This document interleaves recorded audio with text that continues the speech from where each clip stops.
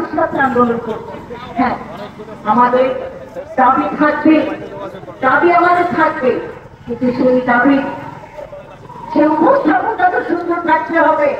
আমি রাষ্ট্রীয় সবকিছু ধ্বংস করে নিজের জীবনকে বিপন্ন করে আমি তো দাবি আমার সে আদায় করতে পারবো না। অবশ্যই দাবি থাকবে, সবাই ছাত্রদের দাবি থাকবে, যার যার দাবি সেই দাবিটা উপস্থাপন করতে হবে সেইভাবে। আমরা তো সেভাবে করছি না, আমরা নিজের জীবনকে বিপন্ন করছি। আমি চাচ্ছি না আমি একজন মা হয়ে, আমি একজন বাংলাদেশের জনগণ হয়ে, একজন জনসাধারণ হয়ে আমি চাইবো না আমার দেশের ক্ষতি হোক, আমার দেশ ধ্বংসের দিকে চলে যাক, কখনোই চাইবো না। যার জন্য আমরা সবাই মিলে একসাথে হয়ে এটা একটা সমাধান করি।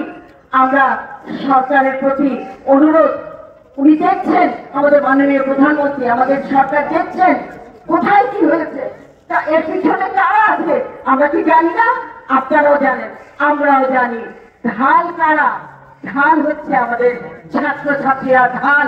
তার পিছনে কারা কাজ করছে? বহুদিন ধরে এই ষড়যন্ত্র চলছে, এই ষড়যন্ত্র আর চলবে না যেভাবে হোক। আমি অনুরোধ করবো, আমি ছাত্রছাত্রীদের তোমাদের প্রতি অনুরোধ থাকবে, তোমাদের নিজের জীবনকে বিপন্ন করো না। তোমাদের সংসার, তোমাদের বাবা মা, তোমাদের ভাই বোনরা তোমাদের মুখের দিকে তাকিয়ে আছে। তোমরা আগামী ভবিষ্যৎ, আগামী দিনের দেশের ভবিষ্যৎ তোমরা।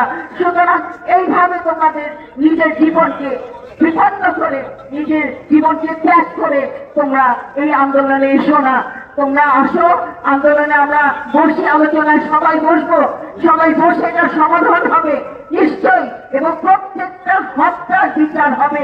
মাননীয় প্রধানমন্ত্রী বলেছেন যে এর বিচার হবে, এক এক করে বিচার হবে। পুলিশ গুলি করলো, কার নির্দেশে? সেটা কি একবার দেখেছি আমরা? এরা বাখানে গুলি করছে, কার নির্দেশে? অবশ্যই এটার আমাদের বিচার হবে। মাননীয় প্রধানমন্ত্রী বলেছেন বিচার হবে।